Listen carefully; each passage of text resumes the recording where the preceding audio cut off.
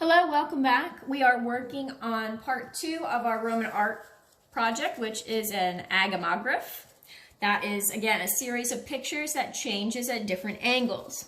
So here's an example of the one I made. You notice that the picture changes as you change direction. Okay? First video we created the paper that we're going to need. So we have this longer strip here and then 2 smaller pieces.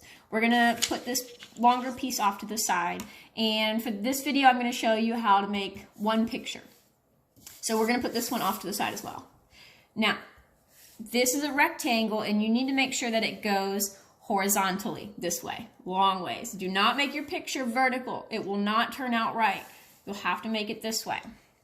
What I'm going to do for an example is an aqueduct.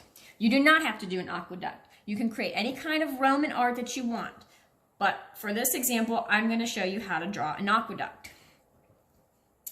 So the first thing I'm going to do is create my horizon line, which the horizon line is the line that separates the ground from the sky. And I'm not going to go all the way across the paper. I'm going to actually then put some bushes in here off to the side. These bushes are just kind of bumpy lines that go into the water. Down here is going to be water because it's going to be an aqueduct, and up here is going to be sky. Next thing we're going to do is draw the top of my aqueduct. If you want to use a ruler, you can. Slightly angled line right here. And then we're going to draw another one kind of close to it underneath. It's going to be parallel. So as close as you can to get these parallel. So you have 2 lines right here.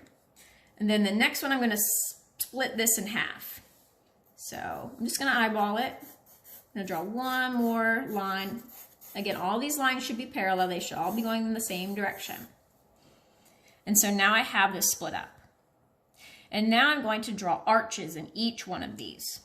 So here's going to be one arch, and it's kind of behind the bush. And it's basically a horseshoe shape, or an upside down U. Pretty easy.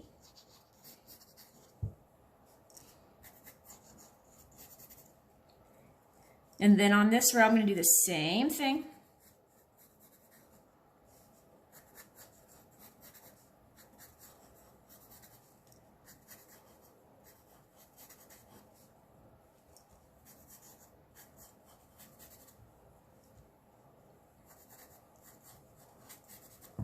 And then up here, I'm going to make more arches, but they're going to be smaller.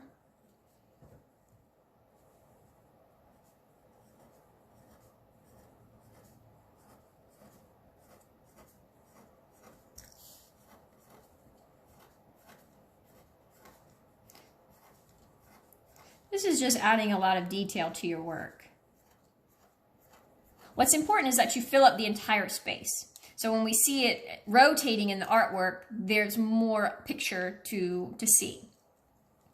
Now to give these arches a little bit more 3-dimension, what I'm going to do is I'm going to start at the top of this arch, and as I'm coming down, I'm going to get wider. So like this. And that way I can see part of the inside of the arch. And I'm going to go ahead and do that to this one, and this one, and this one. Then I'm going to do the same thing to these arches as well.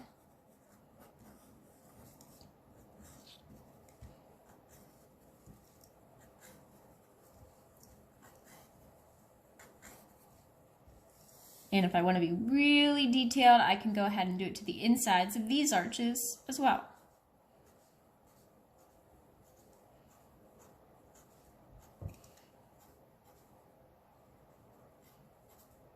The more detail you add in your artwork, the better it will look. Okay. Now if I want to, I can add some more greenery in the background. So it looks like I can see through this. And I can add some water, some waves here to give it a little bit more texture. Then I can add, you know, a sky, some clouds up here if I wish.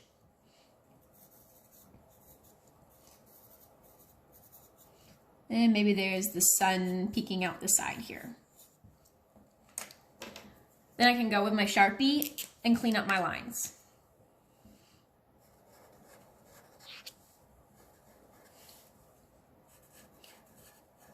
The outline's going to be important. That way you can see it pretty well on your final piece.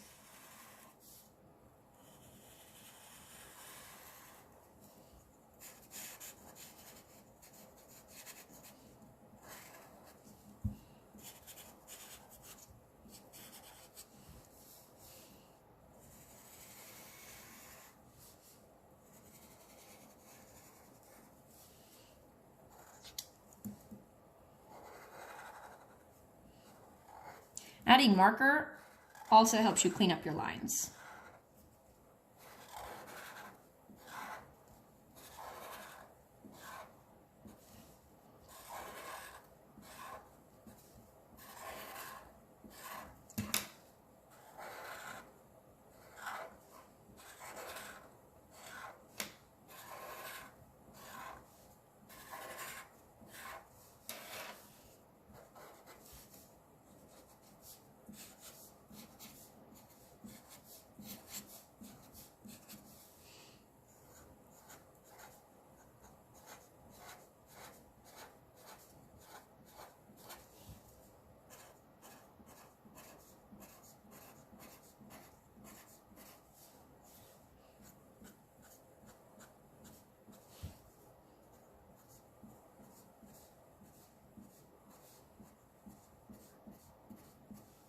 Now, these little arches here, where I can see inside of them, I want to make those a little bit darker. So I'm not going to color them all the way in with my Sharpie, but I am going to make some hatch marks, which are just short, quick lines to help give the illusion that it's shaded.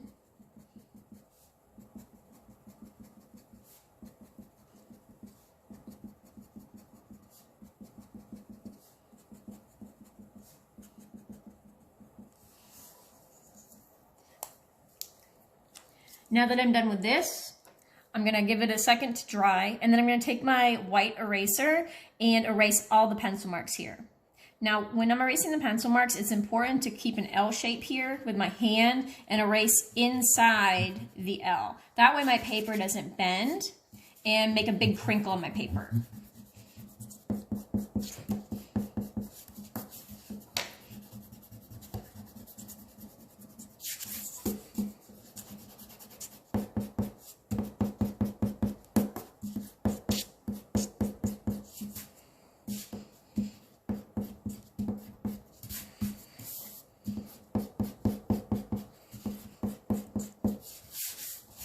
Now that this part is done, I'm going to go and add color to it. Color is going to be very important when making these pictures as well.